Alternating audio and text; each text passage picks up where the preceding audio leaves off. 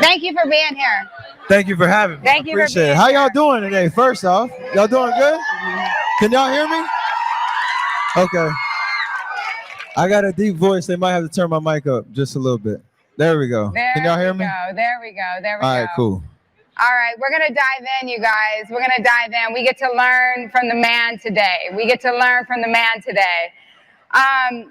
You know what? You have had this amazing relationship with jpmorgan, the power social economic change by advancing girls and women globally. So this is an honor for us to be here with you and learn from you today. My first question for you.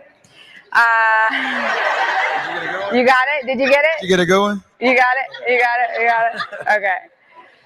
So you've made it your gift, your career. You've been successful and an expert at your craft. How do you separate your life's purpose from the associated financial value? What does financial freedom mean to you? That's a big question. I'd separate it into two kind of thoughts. Okay. Then you said, how do you separate, your gift and your passion Sure. versus the financial return that you could potentially get, pursuing that gift, that talent, that passion. People still ask me to this day, like, is your job still fun? Because obviously when I started playing basketball, all it was fun. I got to play with, my friends growing up. I got to compete. I got to, learn about myself. I got to have shared experiences with people that I still, remember to this day, and we still can talk about. But at a certain point, when I got to about 14 years old, when I really started to lock in on only basketball and that becoming a 24/7, vision, I didn't really know what the NBA meant in terms of how I could provide for my family doing it, but I knew that I needed to work extremely hard at it to be the best at what I did, and that would carry me, through that journey. Once I got to the league, it became just about a little bit of an awareness of the business side of it to protect yourself from, changing who you are, changing your perspective about why you do what you do. Obviously, you want to be able to, provide for your family, provide for yourself, set up financial security throughout, your life. But at the root of it, when you wake up every morning, do you want to do what you're doing? Do you love doing what you're doing? And I'm blessed to say that I found, that for me. And for each and every one of you, you can find that too. Sometimes you got to do what you got to do, and that's a part of life. But finding something that you love to do is important. And the second part is financial freedom. My dad always told me, don't count anybody else's money, right? So like finding a perspective in life that you kind of what to expect, what you need to do to provide for yourself, and again, for your family. And you're comfortable in that, and you're comfortable in that grind, because every day it's a grind no matter what you do. But if you look across and look at what somebody else has got, that corny, or it was corny for me to say this, but that J. Cole line, love yours, right? Like that's truth. Like you have to love the situation that you're in. You can be passionate and ambitious and continue to grind and build and grow and pursue bigger dreams. That you should always dream big, but love your journey, love your experience, love who you are as a person, and the people that you get to work with on a daily basis. And that should carry you a long way. Hopefully I answered that well. You answered it beautifully. You answered it beautifully. You guys, all of you girls here today should know, just because this question talked about purpose, every single one of you you were created in purpose, on purpose, for a purpose. You have gifts and talents that reside on the inside of you. And what Stephen does is he operates in those gifts and talents. There's a difference between a job and your life's work. And the beauty is that you are doing your life's work by operating in purpose. And so thank you for that. 100%. So you received a letter from a young fan, and she was expressing her disappointment that your signature sneaker was not available in girl sizes. And you committed to change that. Why is it important for young girls like her and the young girls in the audience today to be able to speak up when things feel unfair? That was an amazing experience for me because it was a learning experience for me. I've been blessed to have a relationship with Under Armour, and we've been able to build signature product for myself that I get to create, and things that help me better on and off the court that I get to share with the world that can hopefully help them be, better and, pursuing their athletic dreams, or even just feeling, confident in themselves, what they put on their body. And so when I heard the story from her name is Riley Morrison, she wrote me a handwritten letter, posted on Twitter, saying she was on Under Armour's website, and like you said, she couldn't find her size on the girls section on the website. For me, that was a learning experience to have, open my perspective to somebody else's experience first, but also use it as a way to talk about the power of using your voice, and not being afraid to kind of speak on what you believe, what you want to see changed.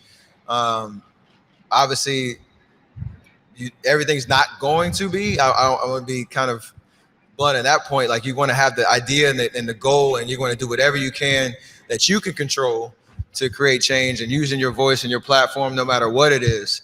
And Riley did that. And for me, it crossed my radar. I saw it. I felt an attachment to it. I called Under Armour. We spent 48 hours trying to figure out how we could correct the situation.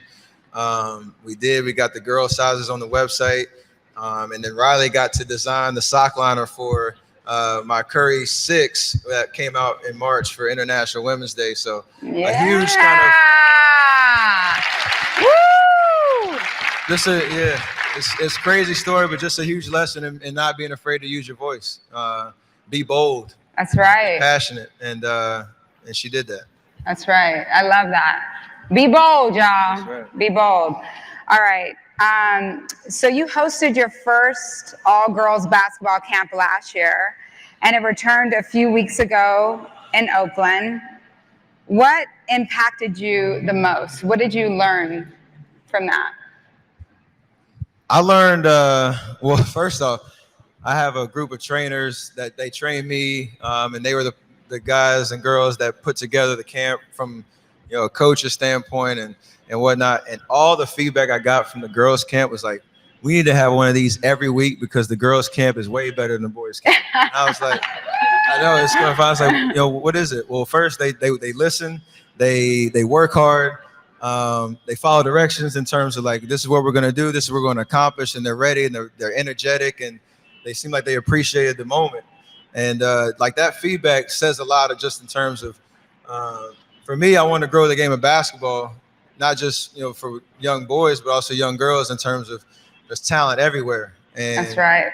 For us to know that sports in general, you can learn so much about yourselves through that process. Not everybody's going to play professional basketball or earn a living, playing that sport, but it could teach you a lot about, those principles that are going to carry to any industry, any profession, any purpose or passion that you pursue in life.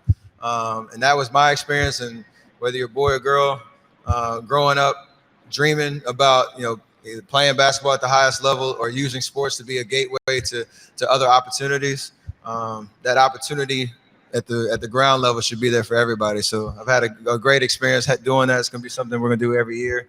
Hopefully for my girls, they're 7 and 4 right now. So hopefully they'll be a camper at one point, and get the basketball in their hands and enjoy themselves. But it's been a really eye-opening experience for me, and I've truly enjoyed it for sure. I love that. Okay, so let's end with a quote from you. I want our girls to grow up knowing that there are no boundaries that can be placed on their futures. I want them to grow up believing that they can dream big and strive for careers where they'll be treated fairly. Stephen, with you being a father to young girls, how do you encourage them to be authentic while following their passion and purpose? I think you said you echoed a word that I use, be bold, right? Yeah. First thing is, you don't need a man or somebody in authority to tell you what's okay for you to go after and what's okay for you to do. So that's right. Or a man to create that opportunity for you. You can do it on your own by being, like I said, bold, courageous, having a vision, having a plan of attack of how you're going to do it. There's a lot of change that's going on in our world, as we all know, but it's honestly, it's up to you to take the baton and run with it. And I think living in today's age is no better time to be alive right now because of the sense of awareness, how social media can help, how you can really kind of activate on any type of change that you want to make. So use it to your advantage, but be consistent and persevere through it. Because like I said, there's so many ups and downs in life, and we don't want just one punch, that's going to try to stop you or that's trying to stop you to succeed. Right. You want to kind of get through it. So all those things are right there at your disposal. So use them. That's right. I appreciate that. You guys, give it up for Stephen.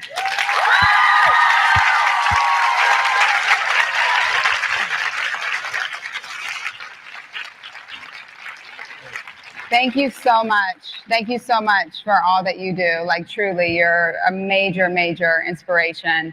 And I want you guys to be bold, like Stephen said more than once. Like, if you could take anything from this, take that. Be bold and to use your voice. And you talked about vision. It's so important, you guys, to have a vision and make that vision plain. Write it down. Put it somewhere where you could see it every day and say it. Life and death is in the power of the tongue. Start to say it and speak it so you can be it. And that vision, God wouldn't have let you see that if he didn't already put it in you to be it. You could do it. You could be all that you were created and intended to be. So we just encourage you guys in that today. So, boss, give it up for boss. Yeah, boss. Give it up for boss. Give it up for boss. This is like a brother to me, my homie, just one of the dopest trainers of our time. And we get to work out. This is Sweatworking. We get to work out. You gonna work out with us? I'm gonna be the hype man. I worked out already today a couple of times because I got prepared for playing in that arena in a couple months. But I'm gonna be y'all's hype man. I'm gonna try to bring as much energy as I can for sure. All right. Nice. So we are gonna work out today. We're about to work out. So listen, man, I'm here.